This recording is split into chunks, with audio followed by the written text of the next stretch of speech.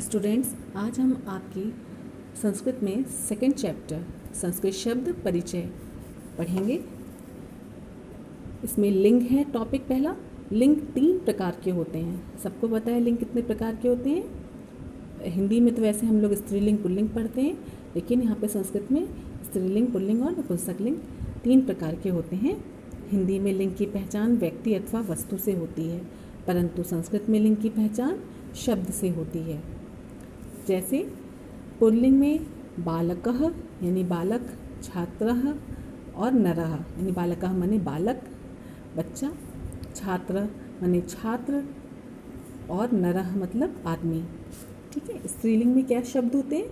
बालिका यानी लड़की, छात्रा और अम्बा, अम्बा यानी माता। नपुंसकलिंग में जो मतलब स्त्रीलिंग पुल्लिंग नहीं होते हैं, वो सारे शब्द किस में आ जाते हैं? नपुंसकलिंग में। पुस्तकम पुस्तक, पत्रम यानी पत्ता, फलम यानी फल।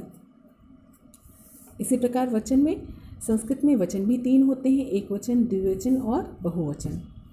एक वचन में एक व्यक्ति यानी एक बालक की यहाँ बात हो रही है, बालक यानी एक बालक। द्विवचन में बालको यानी 2 बालक और बालकः यानी अनेक बालक। ये शब्द रूप चलते हैं बालक के, एक वचन, द्विवचन, बहुवचन। उसी के रूप में यहाँ पे लिखा हुआ है बालकः, बालको, बालकाः।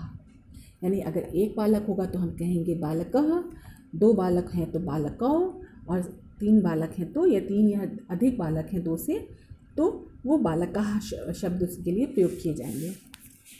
इसके बाद है अकारांत पुल्लिंग शब्द। अकारांत पुल्लिंग शब्द का मतलब होता है ऐसे शब्द जिनके अंत में अ का अ आए, छोटा अ, जैसे अश्वः। तो यहाँ पे एक घोड़ा है, द्विवचन में अश्वौ यानी यहाँ पे द्विवचन है, द्विवचन में अश्वौ कहा जाता है और बहुवचन में अश्वः। ठीक है। छात्रः, छात्रौ और छात्रा यानी एक छात्र, 2 छात्र और 2 से अधिक छात्र। इसी तरह नरः, नरौ, नराः यानी एक आदमी, 2 आदमी और 2 से ज़्यादा आदमी। तो ऐसे इस तरह से शब्दों का प्रयोग होगा संस्कृत में। इसी तरह से आपने देखा कि चलेगा। ऐसे द्विवचन में आप देख रहे हैं छात्रौ, नरौ यानी औ की मात्रा लग जाती है। अश्वौ, सैनिकौ, ये सारे क्या, गजौ, ये सब क्या है? द्विवचन शब्द हैं।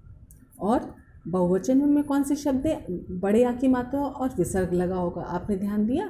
सारे शब्दों के जितने भी बहुवचन वाले शब्द हैं उसमें बड़े आ की मात्रा और विसर्ग लगता है।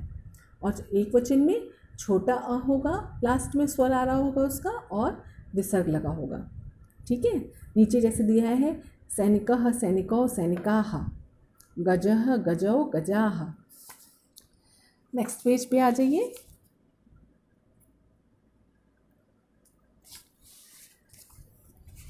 अकारांत पुल्लिंग एक वचन शब्द। अब ये कौन से शब्द है? अकारांत है, पुल्लिंग है और एक वचन है। मूषकः,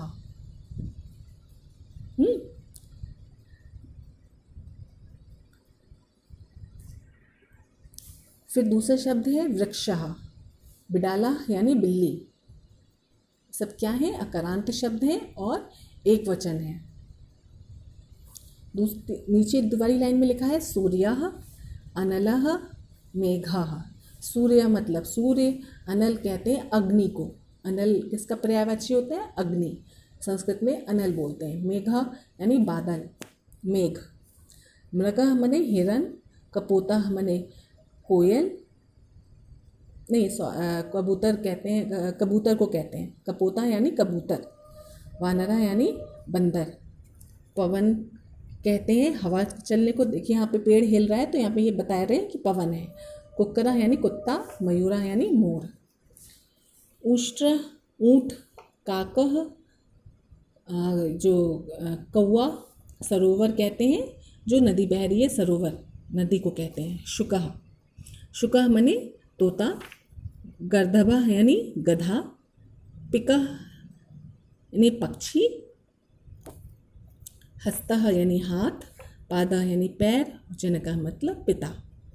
ये सारे शब्द क्या हैं? अकारांत हैं, पुल्लिंग हैं और एक वचन में हैं। यानी समझ में आया? यानी सब सारी चीज़ें एक ही हैं और अंत में आने वाला शब्द अ है, अकारांत है और पुल्लिंग शब्द है। ठीक है, अब हम लोग नेक्स्ट पेज पे आते हैं। ये क्या है? अकारांत स्त्रीलिंग शब्द। आकारांत स्त्रीलिंग में बड़े आ की मात्रा, आप देख रहे हैं आकारांत। आकारांत स्त्रीलिंग शब्द क्या है? जैसे एक वचन, द्विवचन और बहुवचन। तो अजा, अगर बकरी एक को कहते हैं तो अजा है, द्विवचन है तो एक ही मात्रा लगती है और बहुवचन है तो बड़े आ और विसर्ग लग जाता है। तो अजा, अजे, अजाह यानी अनेक बकरियाँ। अजा मने एक बकरी, अजे मने दो बकरियाँ और अजाह मतलब अनेक यानी दो से ज़्यादा। ऐसे ही नीचे ये सारे स्त्रीलिंग शब्द इस पेज में जितने भी शब्द दिए हैं सब स्त्रीलिंग हैं, स्त्रीलिंग जाति के अंतर्गत आते हैं।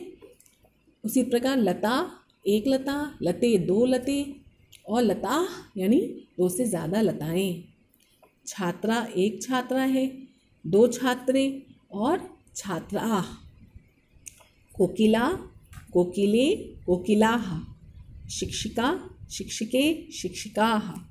इसी प्रकार के अन्य अकारांत स्त्रीलिंग एकवचन शब्द इस प्रकार हैं। नीचे देखिए, गायिका, नायिका, धरा, नासिका, ये सारे स्त्रीलिंग शब्द हैं और आकारांत हैं और एक वचन में हैं।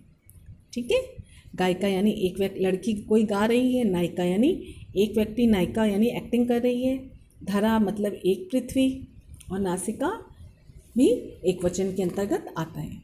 एक वचन स्त्रीलिंग शब्द है। ठीक है,